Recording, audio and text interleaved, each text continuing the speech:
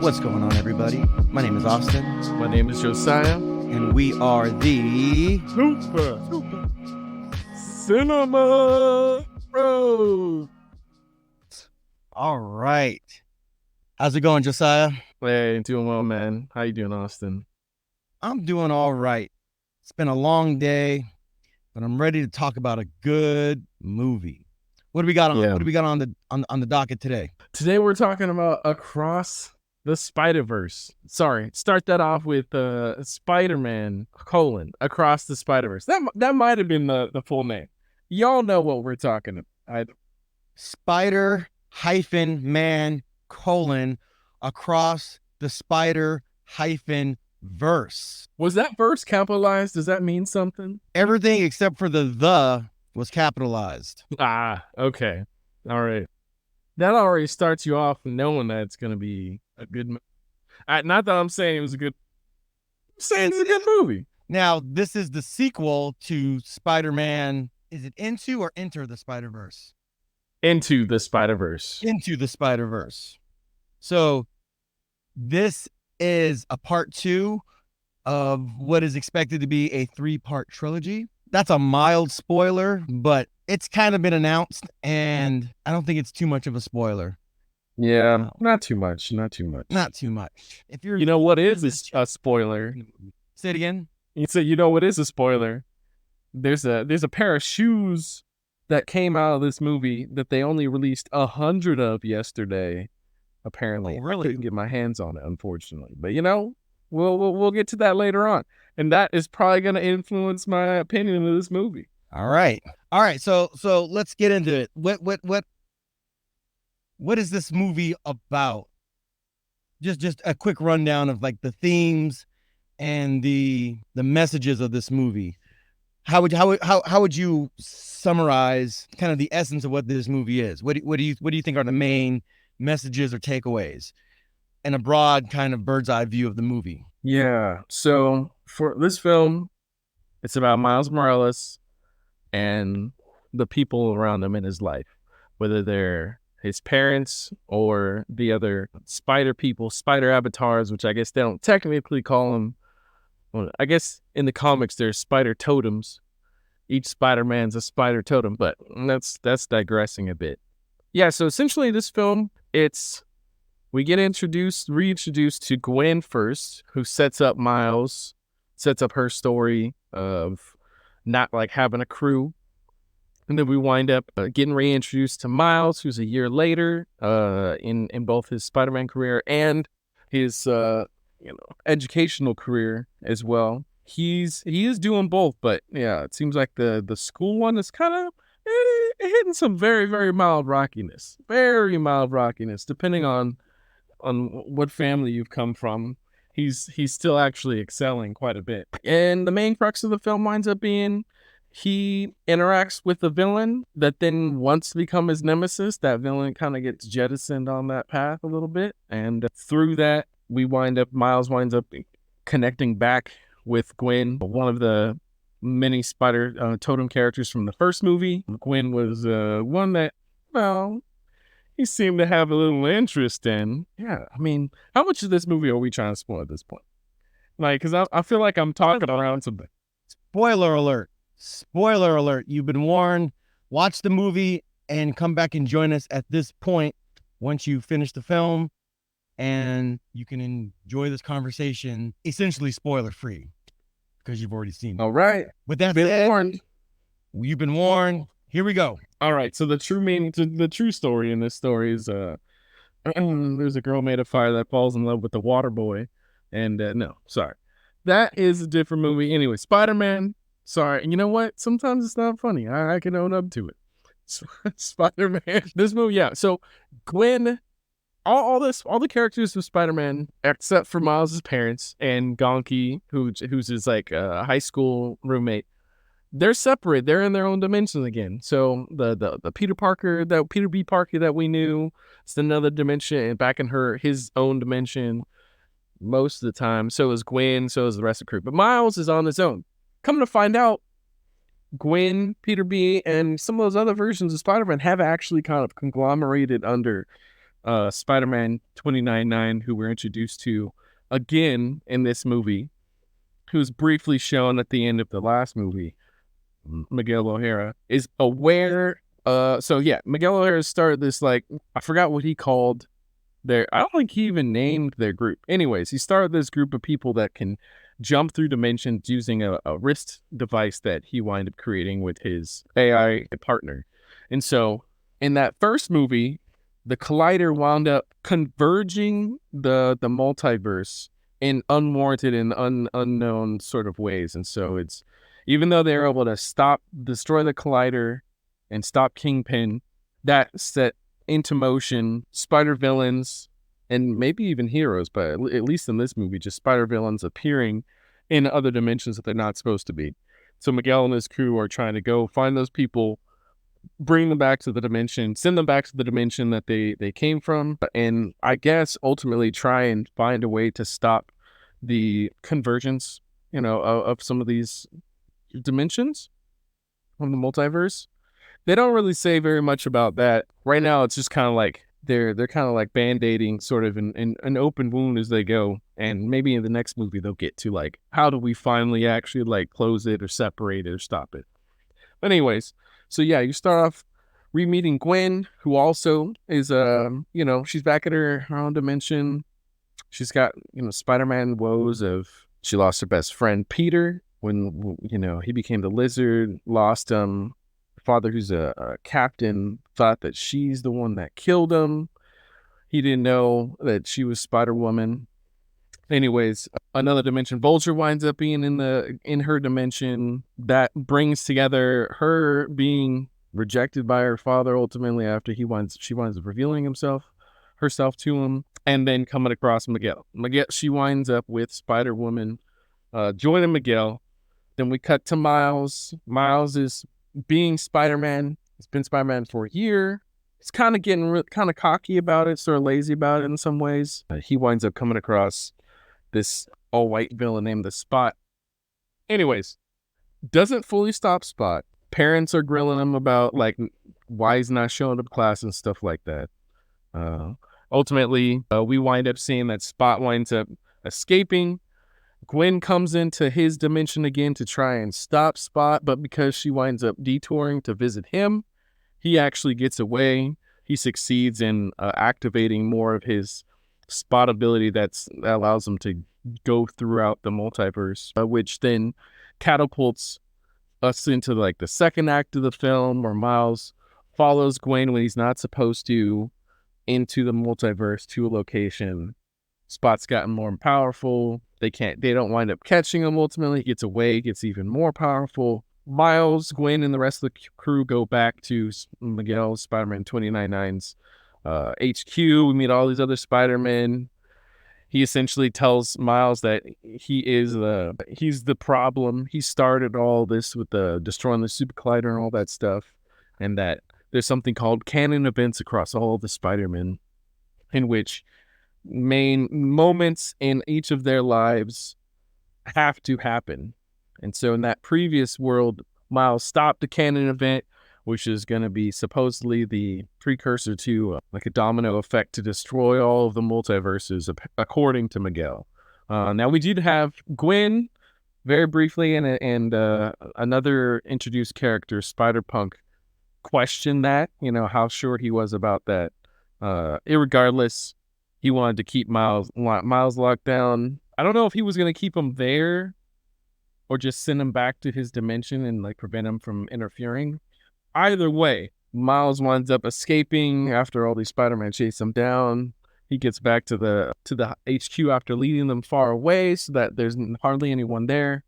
Because at the HQ, there's a machine that's able to identify through a being's like DNA what dimension they come from. It's like this spider that weaves this sort of teleportation cocoon, and then they get sent off to their dimension. So he winds up slipping through after the spider avatar girl, who's projecting herself from her own dimension. I'm forgetting her name right now. I can look it up in a minute. Winds up allowing him to go through. Lo and behold, we find out he's in the wrong dimension. And basically that's kind of where we're cliffhangered at. And, Gwen Spider-Punk, a few the other Spider-Man characters have separated from Miguel's group. Miguel's hunting Miles down and the rest of them, and they're just kind of at a place now where Miles was in the wrong dimension and came across a living version of his uncle and a alternate version of himself as the Prowler. So that's where the movie winds up cliffhangering at. Okay. Yeah.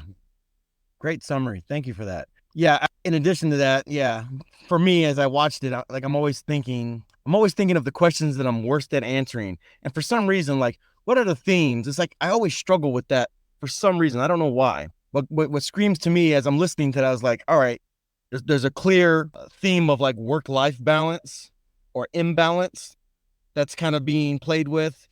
He's supposed to be a student. He's supposed to be a son.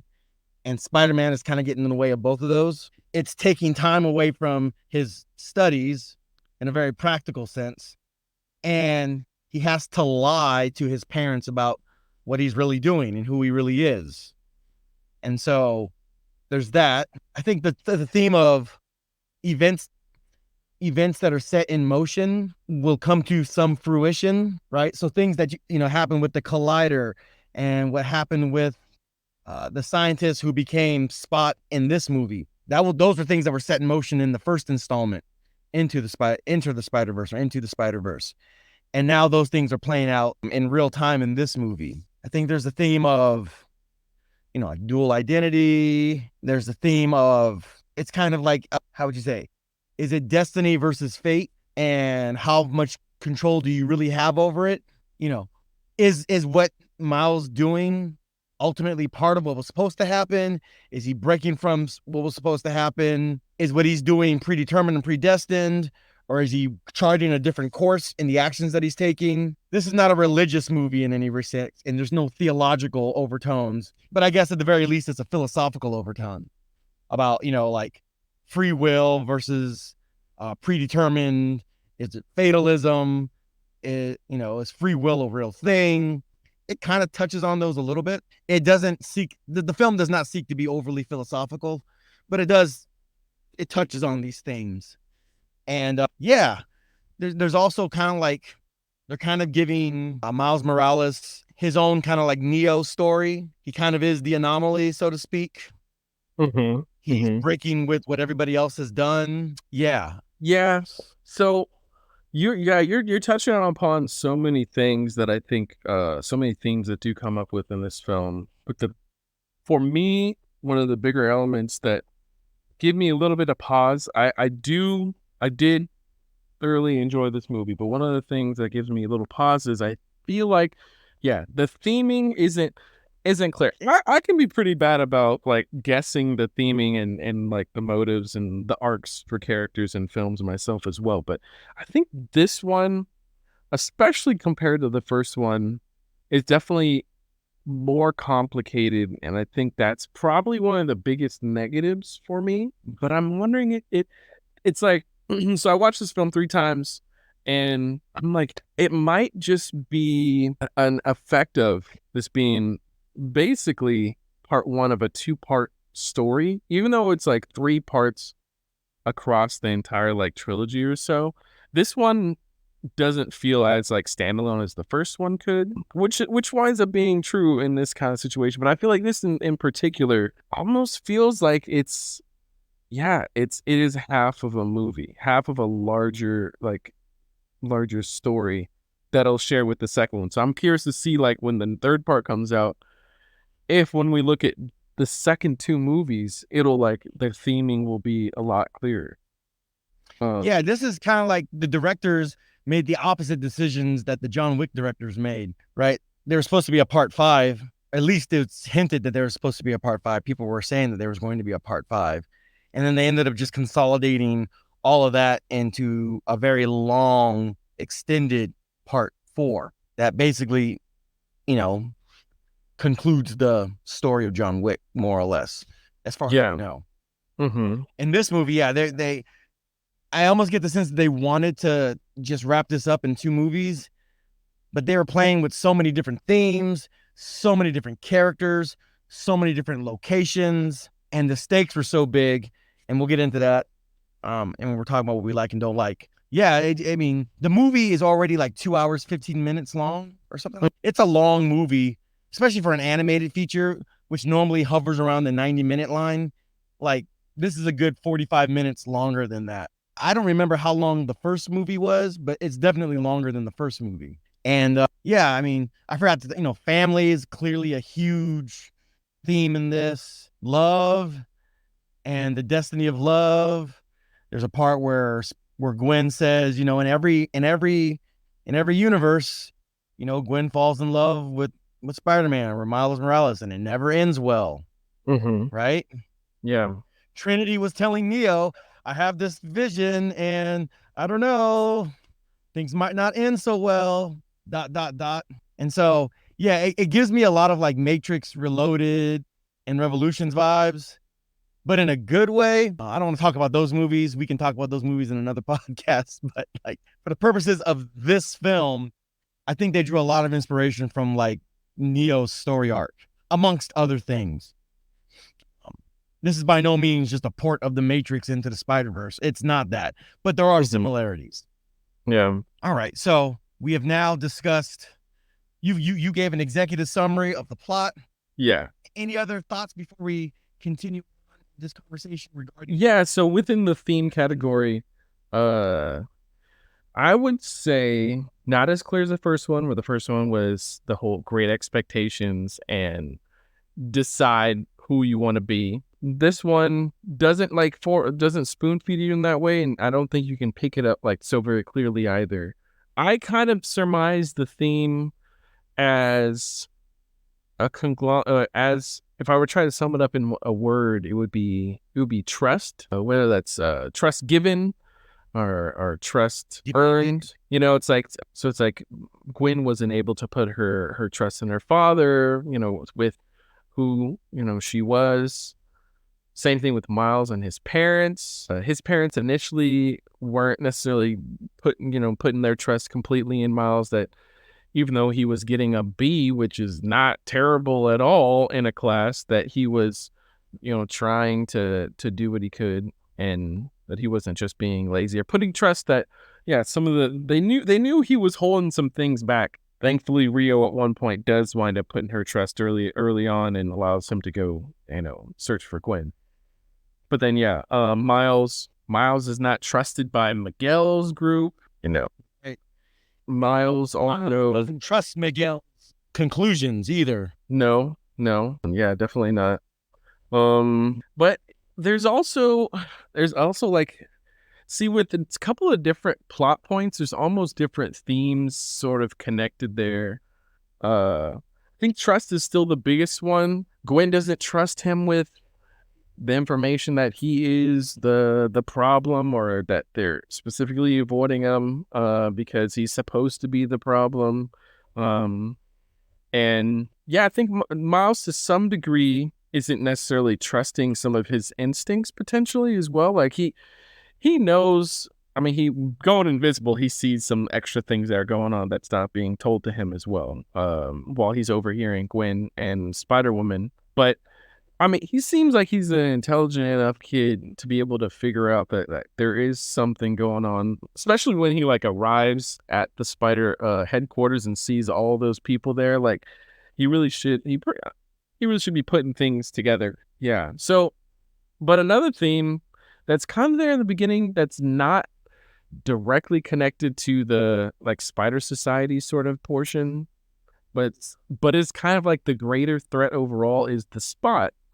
And with the Spot, he handled them actually kind of in a like overconfident / sort of like lazy way. So I kind of see it as, after a year of being Spider-Man, he's gotten maybe a little bit careless, a little bit too overconfident. And that comes across a little bit when he winds up talking to his dad as Spider-Man a little as well. But yeah, he's the reason why the Spot has gotten out of control, because he didn't see through capturing him fully, because he needed to go and get to school. He winds up leaving the Spot sort of like strung up between his webs and through some of the Spot's like holes, but he doesn't wind up like ensuring that he winds up getting into the custody of the police and we're not even shown like how he could like ensure the spot was captured outside of that, I guess.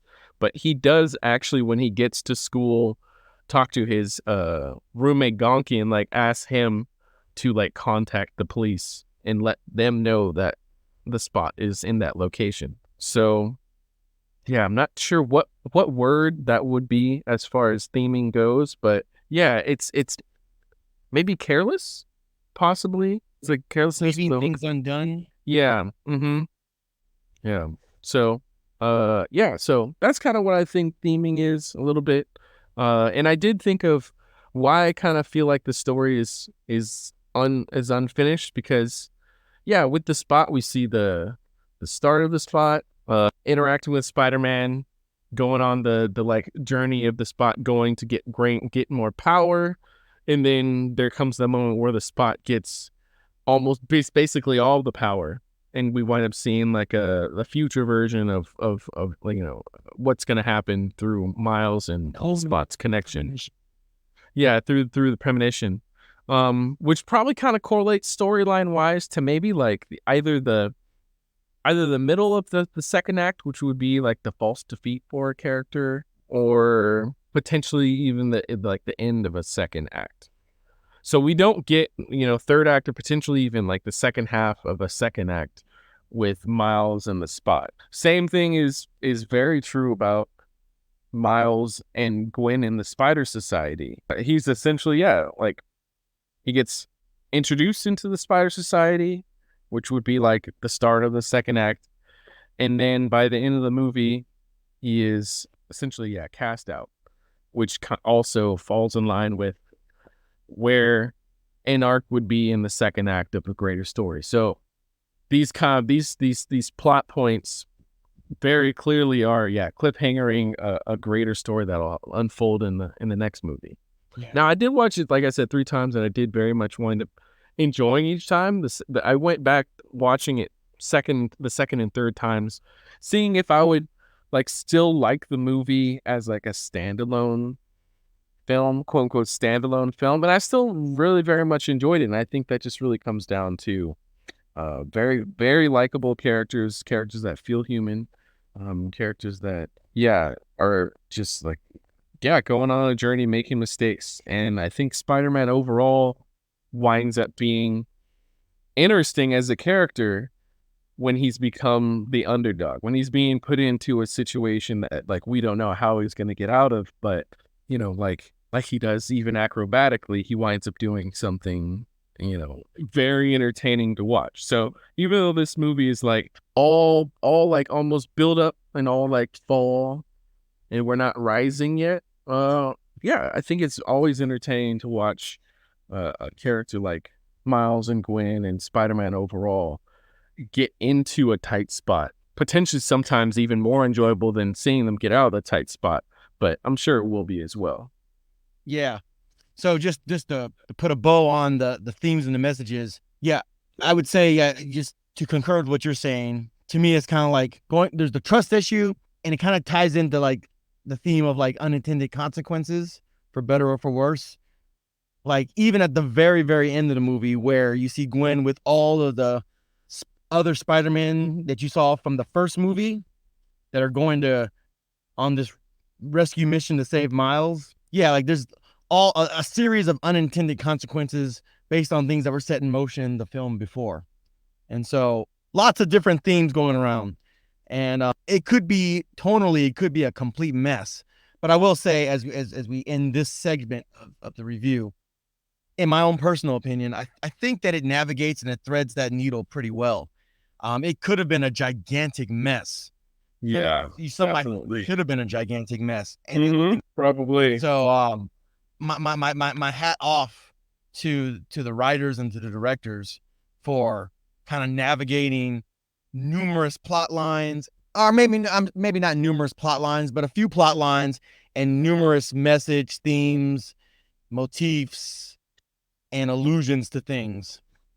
And so, with that, let's move on to what did we not like about the film? What did not work for us? I'll start with you. I have some thoughts. I'd like to hear what you think first.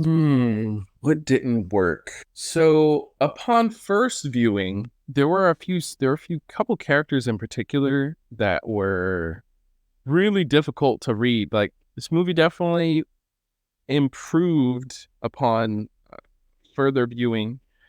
There's just so much. There's so much to see through the visual style, through the animation, through all the types of cuts and stuff. The movie is visually and actively busy most of the time. I remember one of the things I thought about was thinking about with a friend was how many segments of the movie was either like slow or kind of like visually minimalistic. And there are a few scenes for sure that are visually minimalistic, and there are a few scenes that are slower. And I think those do work, and that does help overall. But yeah, first viewing, it was a little much. In particular, the audio and visual for the Renaissance Vulture, he was kind of difficult to make heads and tails of. Like his design was just very, very complicated. And same thing happened for me with Spider-Punk as well, both audio and visual as well, which they did improve the audio, as we saw that they wound up putting out a new cut with better audio, which did improve it dramatically. And visually, because I had seen it already, I was able to the second and third times understand it better. But I still do think it being a movie that was a sequel to the success of the first one, and the first one being such a crucial point in like animation as far as its style, at least visually, went. This movie definitely takes it to another level, takes it in some new areas, but it also is kind of trying to do the same. And I think sometimes it's a balancing act of trying to recreate what was done in the first one and do it in a way that isn't overdoing it, isn't trying too hard to be more of the same or trying too hard to be a successor to the first one. So I think, yeah, at least upon first viewing, it was much. Okay, interesting. All right, so here are some of my critiques of the film. Number one, the Tenet style sound mixing. Now, if anybody's seen the movie Tenet, Christopher Nolan's Tenet, one of the biggest criticisms of the film was the sound mixing. Namely, you could not understand what people were saying. In fact, it wasn't so much that you couldn't understand what you're saying, but more so you just couldn't hear what they were saying, because the levels for the music, the soundtrack, the sound effects, everything was like so much louder than the dialogue. And apparently, in the case of Tenet, from what I've read, that seems to have been an intentional choice. Why on earth they did that, God only knows. It was not a good decision, because I'm just sitting there wishing I had subtitles. Yeah. There were a few moments in this movie where it's like, I can't quite make out what the steampunk vulture is saying. I can't quite make it out. I don't know if he just made a really clever, funny joke that I should be laughing at, because I just can't hear it. I can't hear what he's saying.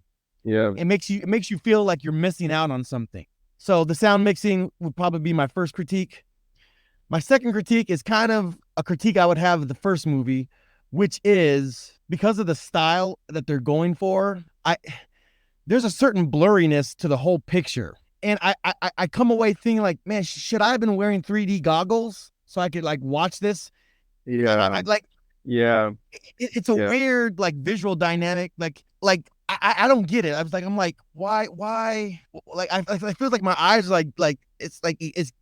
There are some moments, especially like close-ups of Miles. I'm like, like it's too blurry. Like what's going on? It's visual aesthetic. Like, it kind of bugged me. And so it's like either it's like a visual version of a vignette, or more like a visual version of like controlling the focus of a picture, but in a different way. It's like they want you to look at what's clearest and have like the background stuff and stuff that's blurry to not be focused on as much, but it's not actually using like a focus blurring, so you just see it like 100% still. Yeah, like is this a frame rate issue? Like I don't know, something about it is like taking me out of the picture at a few moments.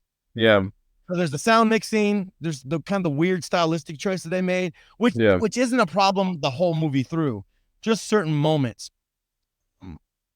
And so there's that. Also, let's see.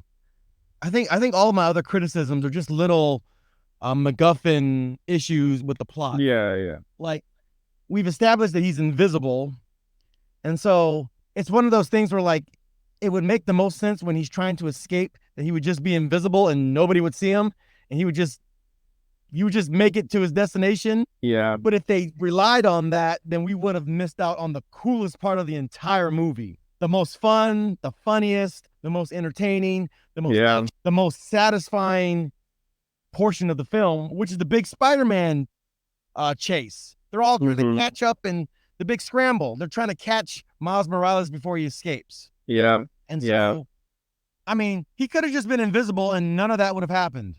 They'd have never caught him. So there's that. He could have stuck to the back of that one, Spider-Man, invisible. They'd have never seen him. They would never have known.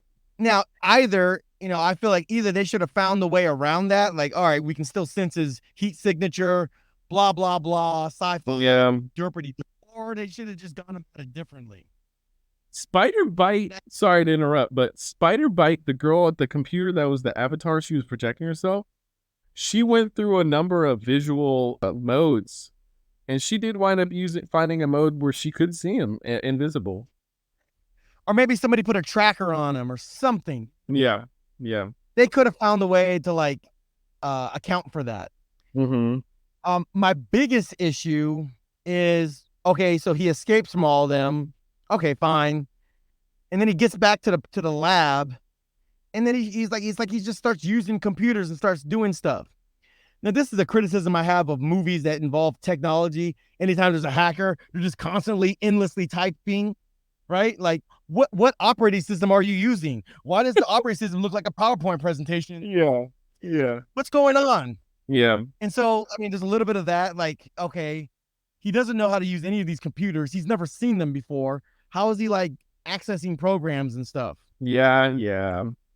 That whole thing, and like, how did he, they're away. And Spider Bite nor the AI can stop what he's doing. Right. And like there's things in the plot. There's plot devices. There's MacGuffins, the little wristwatch that Gwen had. Maybe he could have boosted that or gotten one of his own. There's a conversation about which version of Earth he's on, what number it is. He could have known that. Plot, contrivance, this, derpity derp, this, that, and the other. And then it kind of would have made more sense. Or maybe the spider, what was this, the hologram? Spider Bite? Yeah, Spider Bite. Clever, great name, by the way. Maybe like they would have had like some kind of connection. She, maybe like had a crush on him or something, or just really appreciated, or something to where she was willing to kind of like override the system and help him out. Something to that effect would have been great. Yeah. As is, it's like it's because they were both black, man. They looked at each other and they were like, or something. Yeah, a whole lot of black Spider-Man or Spider Women. Yeah. There's the girl that rides. There's the girl that Issa Rae voiced that rides her motorcycle. You and me, and that's it. And then we're just awash in a sea of pigs, dinosaurs, and every other version of Peter Parker. Yeah. All right, so I wish they had done something with that. Yeah. So the other thing, these are real minor, like, when he presents the cake that he was supposed to take, and then it just says magically the wrong thing. I'm like, all right, okay. Yeah. Like, so for me, it really boils down to kind of like, in the grand scheme of things, minor plot contrivances. Yeah, totally. Contrivances. They could have found easily within the plot without doing a whole lot of extra work, legwork. They could have found ways to account for those things. So, I mean, because those little things, like, they stick with me, and maybe they stick with other people too. And it takes me, I'm like, wait a minute, they didn't explain that really well. Yeah. Or he should be able to just like use computers he's never seen before. To do intertransdimensional travel. Like, you got to flesh that out a little bit better. Totally. Yeah, I got a couple very, very minor things also. The first one, almost like they had to do for the storyline wise, but it is Gwen's dad. I'm I'm forgetting Captain Stacy. I forgot his first name. Anyways, redrawing the gun on his daughter when she's revealed herself and like opened up to him. I don't believe it. I don't believe a father that would love his daughter that much would wind up redrawing the gun and like take her into custody in that moment. But look, that's just my feeling. I could see it happening, and they had it happen. But I kind of don't feel like it would happen. But look, they need to have character growth for both of them, so they had it happen. But it felt like a wrong moment. Like he loved his daughter so much, but they try to seed in later on that he taught her to do things by the book, so it's just him doing things by the book, I guess. Yeah, go ahead. Oh yeah, before I move on, yeah, if you want to say something on that, go ahead. Yeah, on that note, I understand where you're coming from because I was thinking about that too. But if you treat it like a traumatic response or like he was in shock and he was just doing what he did, like muscle memory. Yeah. Because it's kind of like a fight or flight response. He's like, I thought you were this person. Now I find out you're the person I love most in the world. All I can do is just go to my default settings. I'm a cop. This is what I do. This is what cops do. Yeah.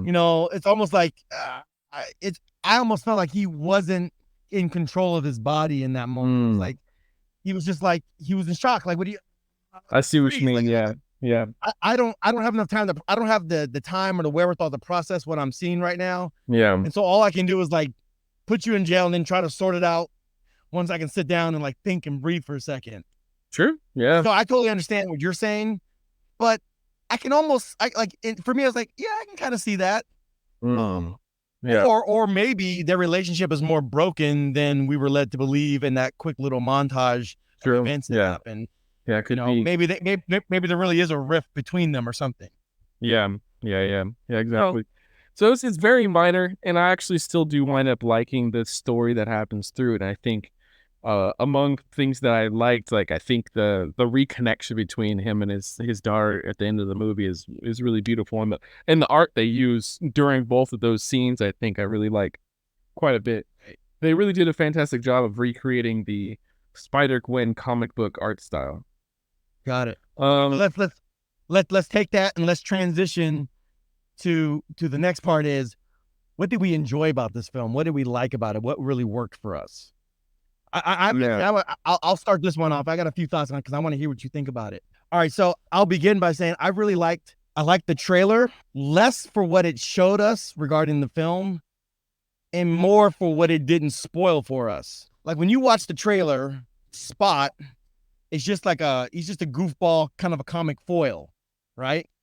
You have no expectation by watching the film that he's going to be the central antagonist, the primary villain. For me, that was a pleasant surprise, right?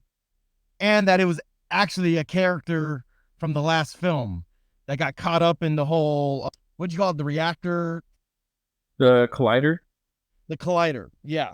And so, yeah, because you're watching it like, oh, he's just a goofball villain, villain of the week kind of thing. Yeah. Like, all right, cool. There's going to be some major villain that they're not revealing in the trailer, which I'm thankful for that, because if there's one thing I hate is trailers that tell you every story arc of the movie to the point where you don't even need to watch the movie anymore because you just saw the whole thing summarized in the trailer. I call it the Batman versus Superman syndrome. So I like the trailer. Number two, I feel like this is a Empire Strikes Back-esque type of movie. It takes what was done in the first movie, expands upon it, fleshes it out more, grows it, and ultimately ends on a gigantic cliffhanger. Gigantic cliffhanger. Definitely. All right, so let me give a quick rundown of some other things. Again, fantastic voice acting, phenomenal, like all-star voice acting, really clever, witty dialogue. Bless you. Thank you. A lot of fun with the dialogue, particularly the India Spider-Man. I think it was like Pravatar Parak. I don't know how to say it, but yeah. He was all kind. His little arc, all kinds of fun. His that's don't say try T. It's like saying TT. Yeah. So like culturally aware comedic writing done well. Yep. So I mean, just all of that. I actually like that it started with Gwen's story, because normally that would be like the second arc of this movie. Like, oh, well, let's go back. Let's do this flashback, right? I'm actually really glad that they didn't do that. I'm glad that it starts with her, right? Because she was already a popular character and she was a popular character in the first film. So to start with her and to give us something to look forward to when we finally get to Miles, fantastic.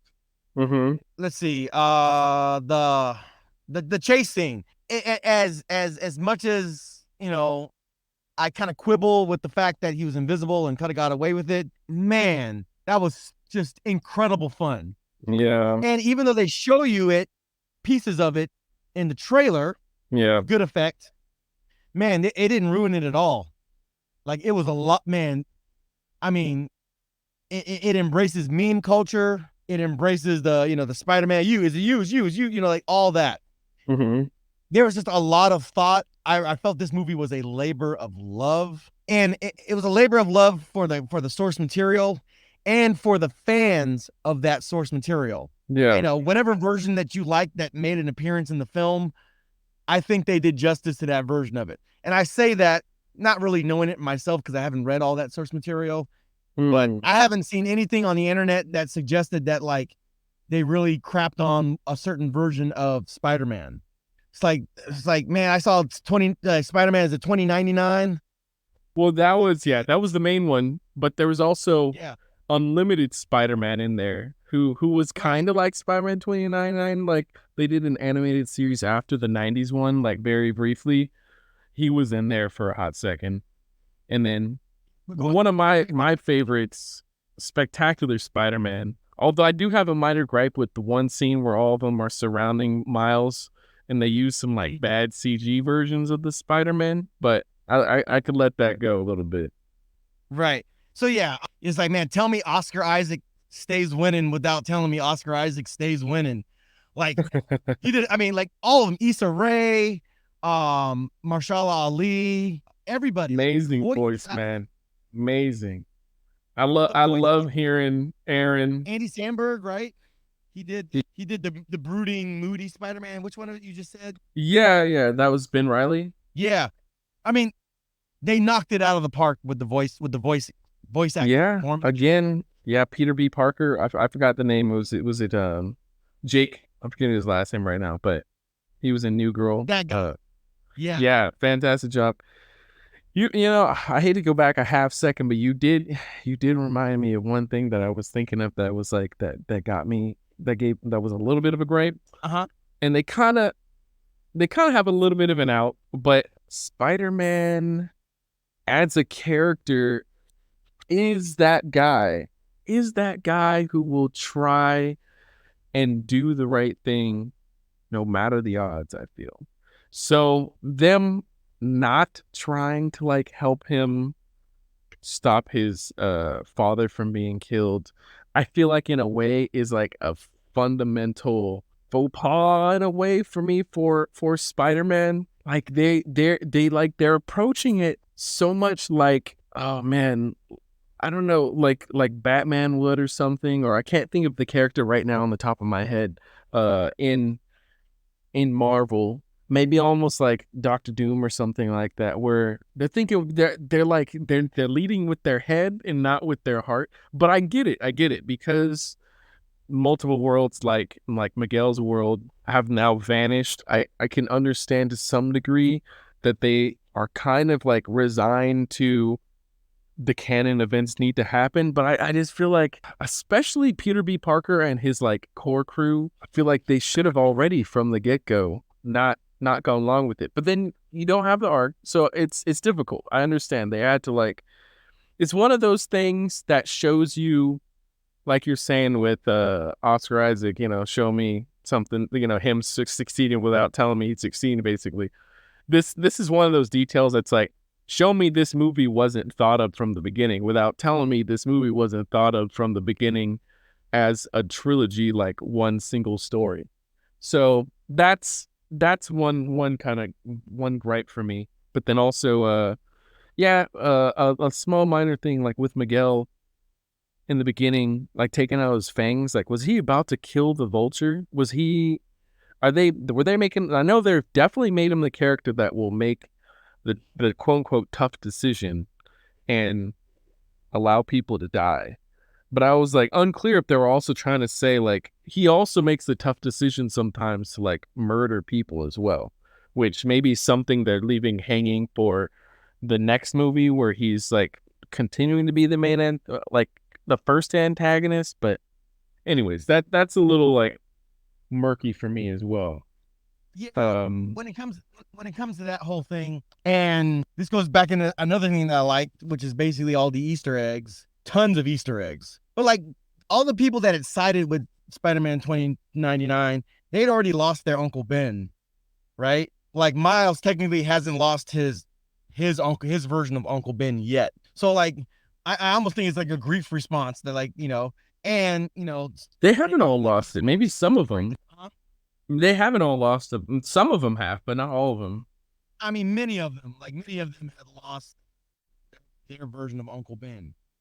I mean, unless you count like his the uncle from the first movie, not Uncle Ben, but Uncle Ben was a good guy. The uncle from the first movie ended up being a villain of sorts, and so that's a little bit different. So yeah, but many of them, as you saw in the movie when they showed like, I mean, this is maybe the only time where I'm thankful that Sony shares the licensing and the marketing and the distribution with Marvel for Spider-Man, so that we can get all these other Spider-Man clips, in the form of Easter eggs and all that goodness. You got Donald Glover cameo, which was fun. He's like, oh, boo, whatever. Yeah, I mean, like many of the ones that were, many of the versions of Spider-Man had already lost their, their Jiminy Cricket, so to speak. Yeah. So I mean, I think that makes sense. And then ultimately, like Gwen comes around right at the end, and then she gets all the homies from the first movie. Yeah. And then like they're locked and loaded and they're ready to go. Yeah. Like it literally when the anime robot Spider-Man came out, I literally had that vision of Luke at the end of Empire, the robots like installing his robotic hand, like just kind of using a little zapper thing that to get it to start working, and then like they him and Leia look out at the spaceship, right, as they're plotting their as they begin to think about how are we going to rescue Han Solo, you know what I mean? Yeah. All that I kind of got those vibes as I was watching. Yeah, this movie's so awesome in that. Which then I'll bring back to the things I love about the movie. I'll try and be quick about it. The animation. Yeah. Whether it came to action animation, I even appreciated, I think, even more the like acting, human animation. There's just so many details. Like, man, I don't know. Like, obviously, with movies, they're able to spend an insane amount of time, like 4 or 5 years, boarding and animating and stuff. So they're able to get like really human performances in every second of the film, from how the characters are leaning their heads or leaning back and sighing and like giving different expressions throughout a whole conversation, all the different like gestures and stuff they're doing, everything. Like you could tell, like, wow, these characters feel so human because of so many of the various different acting that they do throughout the film. Even down to like blinks and blinking in time and eyesight's like it's just phenomenal. And the action animation is just a totally another level as well. You were talking about Mumbattan Spider-Man, like how he was using sort of the I forget what you call the like yo-yo sort of a thing. Yeah, that was also like gauntlet. That was like I think he was using it as like the leading edge of his web, but then also like doing different. And you know what it reminded me of? What? It felt like they recruited the animators for the like cut animations of like Street Fighter 5 and 6. Like I feel like like they do those like big dramatic gestures. Yeah. I'm Guile, I'm Ryu, I'm whoever. I feel like they got those guys. Hey, yo, we got a scene for you guys. Yeah. Do your best work, Yeah. That's what it felt like. Yep. I would even say even the non-action, like the emotional, dramatic family especially relationship scenes, I thought those were done really well. I really love the Especially. mom. I really love Miles' mom in this. Oh yeah, Rio. Actually, both the parents. I really like both of the parents. They're Mm-hmm. not dumb. They're not idiots. They're not foils. They're real people trying to grapple with, why their son's acting in a certain way and they don't know. Now, there's the obvious comic book. You should clearly understand that that's your son in a Spider-Man suit, right? But Yeah, yeah, that's a conceit and a contrivance we accept in all superheroes, in all superhero films. exactly. You can't tell that's Superman because those glasses are on. Like, it's silly, right? Yeah, yeah. That's part of comic books, and that's part of comic book movies. So that's fine. But yeah, like, I mean, Maybe you told me after watching the movie that you could see your nephew in Yeah. Miles' acting. yes. And just his mannerisms, like whoever was in charge of that did a fantastic job. I'm just capturing the humanity of a kid like that at that age. And Yep. Man, I popped my collar to Mhm. him because they did a fantastic job. And again, one of my favorite scenes is the very last scene where the two Miles Moraleses are like just facing each other, just looking at each other. And the Miles Morales Spider-Man that we know, like he's looking at himself, but like he's not afraid. But it's like this cold realization. And like there's just a way that he's looking that has a lot of emotional impact that I thought like really, really worked. Yep. To close out the movie with the big to be continued. Yep. You know? Yep. And He was telling his mom, he's not afraid anymore because he finally trusts in himself, completely within the scenario that he can do it. Right. Now, there's one scene that happened just before that I didn't quite get. And it's when the uncle takes the glove and like punches the punching bag that he's like strapped up tied to him. Like, he didn't punch him. I thought he punched him. I'm like, all right, that's kind of out of nowhere. Like, he's not really posing an active threat. But then you realize he's just punching the punching bag. Yeah. And I'm like, are you trying to threaten him? Are you trying to make him afraid? Like, you already got him tied up. Like, what? I still don't catch what was going on with that. I chalk that up to like interrogation techniques, which is very bizarre to say, in a movie that's, for kids and adults. But yeah, because he winds up turning up the music to like mask, what's going on from Rio downstairs, probably that stuff too. I guess, yeah. All right, now I have a question as somebody who's seen it 3 times now. It has been revealed that there are multiple versions of the film that are out in theaters. And as of this recording, I mean, it's making that journey to like, crossing over $1 billion, whatever. It's going strong. Oh, good. That's awesome to hear. The Flash completely bombed.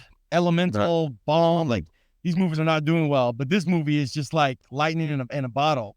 Flash. So, yeah. This movie, yeah.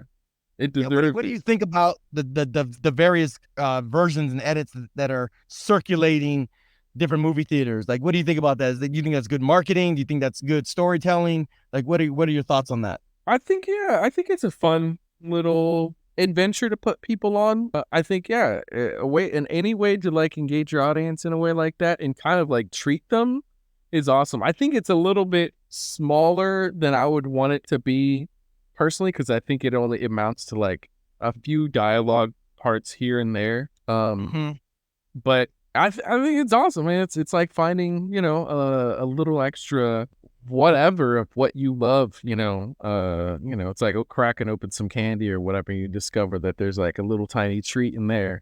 It's like having Cracker Jack and getting the little like toys or something like that. And those toys weren't good for anything, but it was still like fun getting like a little bit of a surprise, a little bit of an extra something, Right. Yeah. How much blood will be shed over the Snyder cut of this film? That's what we're all thinking about, right? I know some people are gonna really demand the pre-audio edit version on their Blu-ray or something like that, Yeah. Now, one thing to note: this film has 3 directors, 3 of them. Now, normally that's like that's a bad sign in most other movies. Yeah, it really worked out in this movie. Yeah, you might have your duo, you might have your Russo brothers, something like that, or your Coen brothers, and they work in tandem as a group, and that's what they're known for, right? But sometimes when you have like just 3 different directors, sometimes like that's a sign where like, oh man, or you have like 4 or 5 or 6 or 7 different writers, That could be a indication of development or production hell. That Mhm. could be a sign that, there's a lot of interference from the Yeah. movie studio. But in this case, I think there's several writers and several directors, and it came out fantastic. Yeah. Yeah. Yeah. So with any project working on a team, everyone's gonna have their own position on how well it turned out. And same with audiences as well. In addition, I have heard that some people working on the film did feel like the studio kept them from wanting to do some fun things they wanted to. But maybe the studio kept some cool things out, but also maybe helped keep things in line. It isn't a good sign when you have multiple directors, but depending on how they cut up the share the responsibility, maybe one of the directors. I don't know. That's a tough one. I don't know how it was. It I do agree, man. Yeah, the fact that it was turns out as well as it has, and there are multiple people. Sometimes you'll have it where someone will have worked on the movie 3 years ago, and then someone else came in and kind of replaced them, and then maybe someone else or two people replaced the first person potentially, but they kept enough of what the first person did. I don't know what the situation was, Right. but at the very least, it Still seemed like Chris Miller and Phil Lord. writing credit. Yeah. Yeah, but at the very least, it seemed like Chris Miller and Phil Lord were maybe hopefully like shepherding the thing overall. Like it's almost an impossible thing to gauge it as an audience member. And on top of it, directors I think get way too much credit as well because it's a very much a shared project from writers, animators to even the boarding head of story, writing head of story, like it could have fallen to a number of these people to be sharing the responsibility. It's very much a what do you call it in the Olympics? It's not like one person running the 100 baton themselves. It's a baton pass relay race kind of a situation. So, but yeah, I agree. The movie turned out way better than it ought to have. And I heard the same thing happen with the first one, and surprisingly, I hear more and more the same thing's true of like even all of the 90s animated films that we loved from Disney. And like, I think it's just kind of how it goes in the industry. People wind up putting labor of love into something, and other people are just, getting a check. But along the way, if it turns out awesome, then it's like, wow, yeah, it's maybe even a surprise to everybody to some degree. And from what I've heard, I don't know if this is true or not, but apparently the final installment. So there's Into the Spider Verse, Across the Spider Verse, and Now Beyond. Beyond the Spider Verse. Apparently that's only a year out. Mm-hmm. Like maybe it might come holiday season, winter 2024. Yeah, which makes sense because, like we're saying, but this movie feels very much like it's half of a greater film, Right. which ultimately isn't to its detriment. And I think it's because of this. One of the things that I do like about the movie, and this will be my last thing, is I don't know if there's a name for this phenomena, but if you're able to build up expectations successfully, that's actually like really enjoyable and really, really like appealing sort of set of emotions, which is what happens in Empire Strikes Back and what happens in this. So they're able to like build up our emotions and expectations and excitement, leading up to what will be a conclusion. I mean, it's the same thing as like being excited for Christmas, right? You got all these expectations and like things are falling in line. You're getting excited about hints and everything that you're going to get what you want to get or something like that, which then obviously leads the next film a great challenge to like truly see it through. However, they do a fantastic job in this film to like satisfy you along the journey that I don't think it hinges upon 100% that last film having tied the bow and then us cracked open the reveal, Right. Yeah. Now I was thinking like, okay, there's two other things I like. Part of it, okay, so back to that premonition of the spot and like all these power auras swirling around them and stuff, gave me Agent Smith vibes. I will be your destruction, Mr. Anderson. That kind of thing, right? Neo versus Agent Smith. Yeah. Kind of gave me those vibes, but in a good way. So one of the things as I was listening to what you were saying, I was reminded of is, yeah, I really like, again, going back to the premonition scene in the best sense possible. It gave me the very, very Matrixy Neo Agent Smith vibe. Totally. And one of the things that I really liked, and it's the same thing that I liked about John Wick 4. It's like, Yeah. you had these, it's almost like these beautiful sweeping vistas. Like, I mean, in particular, the scene where Gwen and Miles are upside down, just enjoying the kind of, Oh man, yeah.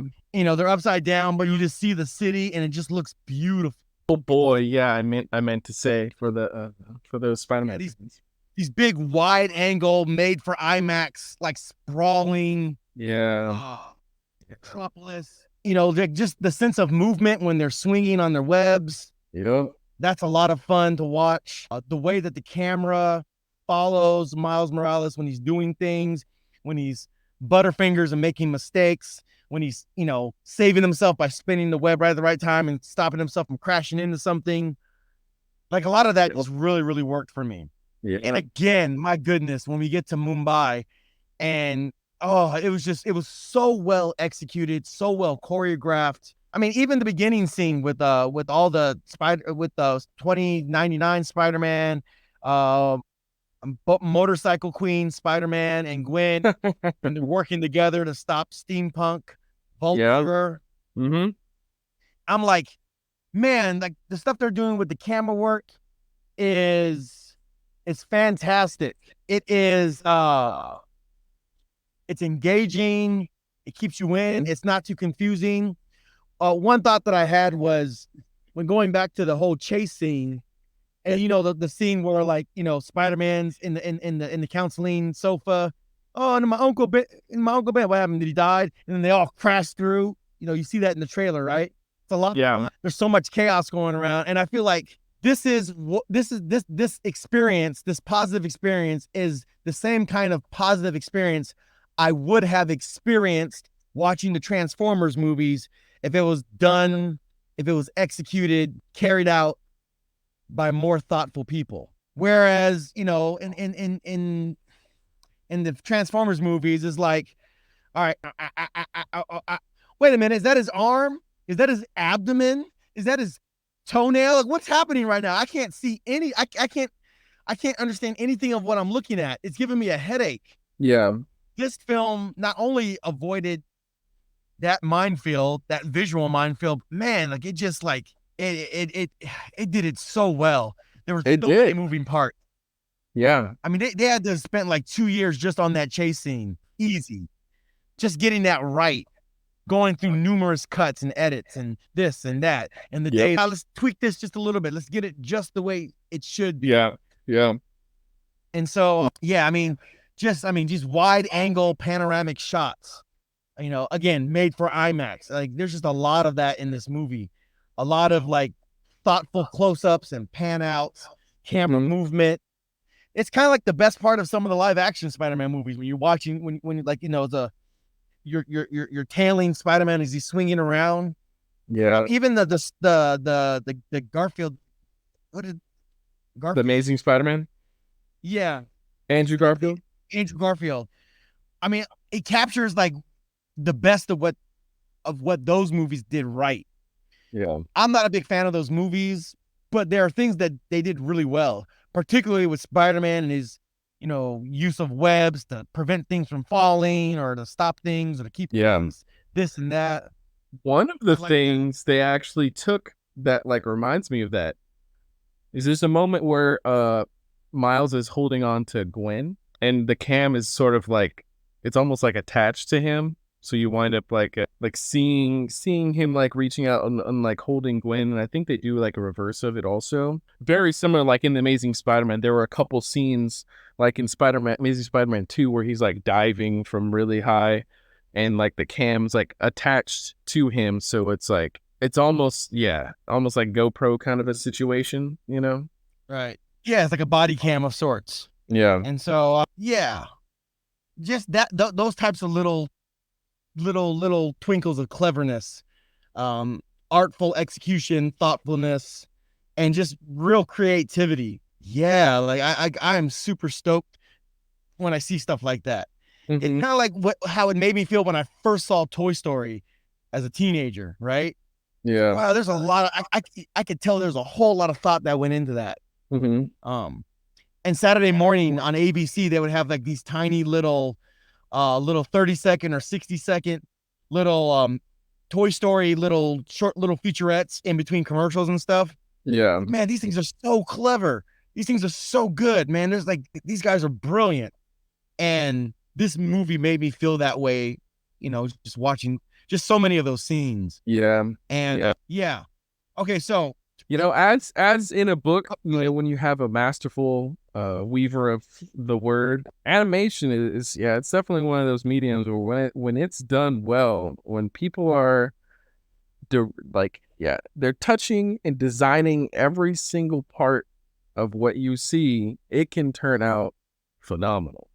And yeah, this is in a lot of the moments you see all of that detail, all of that love on screen continually in all its different forms. And it's yeah, it's something to behold for sure. yeah, for sure. All right, so to wrap this up, Mm. to land this plane, who is this film for? Okay, what kind of viewer is this film for? You know, Who's gonna get the most out of this film?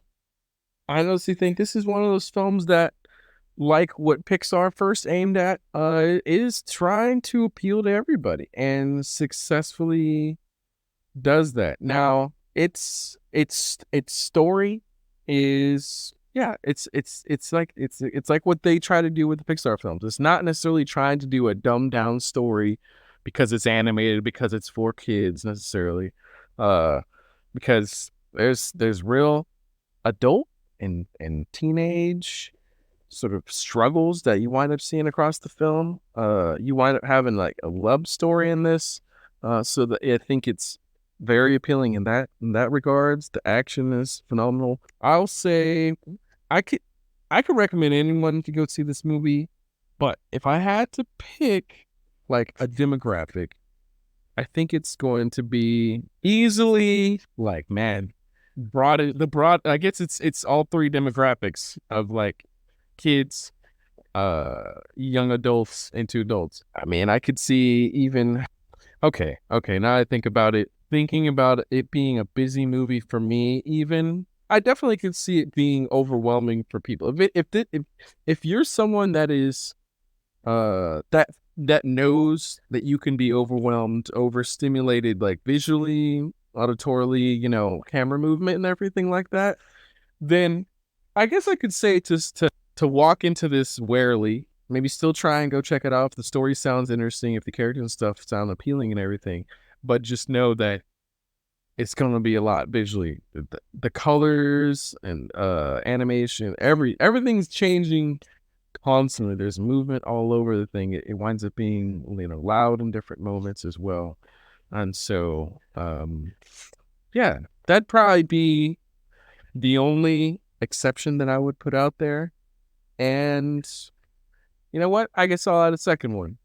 If you're someone that needs the story to be concluded, yeah, I guess wait for the next part to come out, watch this one, and then go into the next one. But if you're someone that can deal with a cliffhanger, then I very much highly recommend check. Okay, yeah, I would agree with that. I would say if you like the first movie, you're really gonna like this movie. There's almost no reason why you wouldn't like it unless length is an issue for you. Just the runtime. The only thing I would say in terms of expectations, and we talked about this earlier. There's a scene in the first movie where it's like the upside down kind of thing, where it's like he's ascending upwards, but he's actually going down. When he's like it's like I have ascended. I am now the Spider-Man. I've come into my own. I'm not just like Peter Parker's sidekick. I am my own man. I'm my own person. I'm my own Spider-Man. If you're looking for that moment in this movie, it doesn't have that moment per se. Now that Not makes as sense. not for as the strong. movie. No. Yeah, I think that makes sense because like that's the first movie. Like if you're hoping to have that same emotional moment that you had in the first one, understand this is the second installment, in what will be a 3-part trilogy. That's redundant. The second installment of a trilogy. Yeah.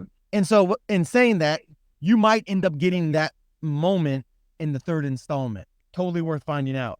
But yeah, I just remember like, wow, this is the coolest scene in the whole movie. Oh my gosh, it's like, you know, this the city and the sky are upside down. And he's like ascending up, but he's going straight down in reality.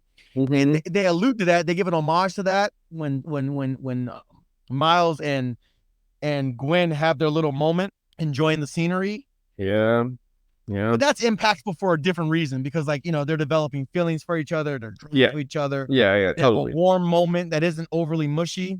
Yeah. And so it's the same thing, but not the same impact. And so I'm hoping that we get something like that in the third installment because that really like made that really cemented and solidified the movie in my mind. It's like, oh, that's the scene where like he ascends, right? And it was so clever that they did it. Yeah. And so we don't have that scene, that particular scene in this movie. So just in terms of managing expectations, if you need that moment, you know, that first date moment, so to speak, you're not going to get it in this movie. Yeah. But it lacks in that particular moment. It more than makes up for in so many other arenas of storytelling and visual excitement and just I mean, it is a tour de force visually speaking. So every other aspect of the animation and the character design is enhanced and accentuated in this film from the first movie.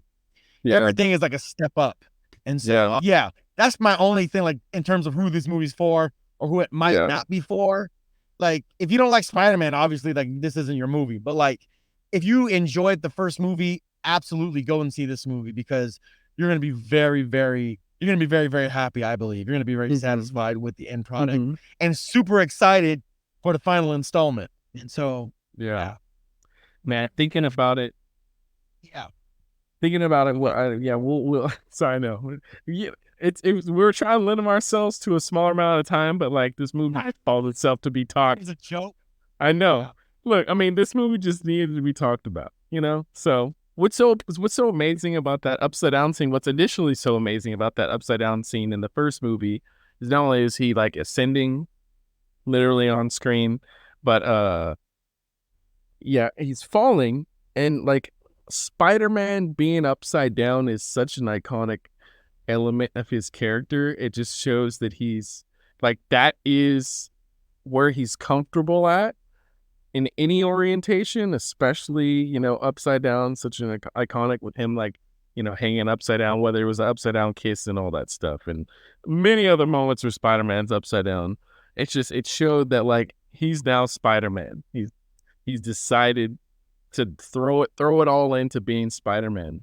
And so what's cool about that for this movie is he shares that world with Gwen. And so that's what's awesome, like you're talking about, with the upside down scene where they're sitting upside down having like a kind of almost romantic moment. What is a romantic moment? But it's not like overtly romantic. Yeah, man. Yep. Yeah, but I agree. I don't think that's happened in this film. There are a couple. There's the two moments of Miles saying he has a plan and shocking Spider-Man 2099, and then that connects also to him talking to who he thought was his mom, Rio, in his room, saying that he's now not afraid of anything anymore. But I guess it's continue on that growth from deciding to be Spider-Man, taking the leap. Now he's confident and, you know, not being afraid. But it's not as impactful of a scene or iconic as a moment as that first one. And I almost wonder if it's gonna wind up being a bit of his Achilles heel in the next movie, where he'll wind up finding out that like being afraid is a part of being, you know, a good Spider-Man as well. We'll see. Right. Yeah. I mean, what I like about it is like there's a real kind of Rubik's Cube of dilemmas that need to be addressed in the third movie. Right. So you have Gwen and all the other friendly spider people, and they got to figure out where Miles is because he's not where he's supposed to be. Right. And there's some sense, I mean, there's a sense of urgency because we don't know exactly how much time has passed. And when his father, who becomes the captain, police captain, is supposed to meet his demise. Yeah. But it's connected to Spot, right? Yeah. And so they got to get Miles back to his own reality, his own dimension, his own version of, his own version of Earth. They got to find him, get him back, and then resolve all the issues with the other Spider-Men that are looking for him, trying to stop him. And on top of all that, he's got to figure out a way to save his dad and to stop the Spot. Like, it's all got to get taken care of. Yeah, he's got to tell his parents he's Spider-Man. Yeah, there's the big reveal, and there's all kinds of things that have to happen. We got to find out if Miguel just continues going down the dark path until he just like cracks and breaks or not. We got we got I'm looking forward to Nicolas Cage's noir Spider-Man making a comeback. Mm-hmm. I mean, I don't really feel strongly one way or the other about the Spider Pig, but yeah, I'll see that. Anime, robot, mecha, Spider-Man, Spider-Girl. Like, I'm down. Penny Parker. Like, I'm down. Yeah. And so, yeah, I think I was digging that her look was starting to kind of be a little reminiscent of like Evangelion, mecha, kind of like Gundam sort of. Is it Rey or? Yeah, not Asuka, it's Rey, yeah. So yeah, she kind of has that like kind of look. So yeah. Okay, so on that, we will end it. This has been our review of Spider-Man Across the Spider-Verse. Please like and subscribe, hit the notification bell so you can be notified on all of our future podcast episodes. And in the days, weeks, and months to come, we're gonna set up some crowdfunding support. We want to be able to do this more often. At some point, we want to be able to either have the time to edit it or to be able to hire somebody so we can get more of these episodes out. I think we have really fun conversations and we would love for you to be a part of it. So please stay tuned for our next episode. My name is Austin. My name's Josiah. We are signing out. We are the Super Cinema Bros, and we will catch you on the next episode. God bless. Take it easy, everybody. All right, see you.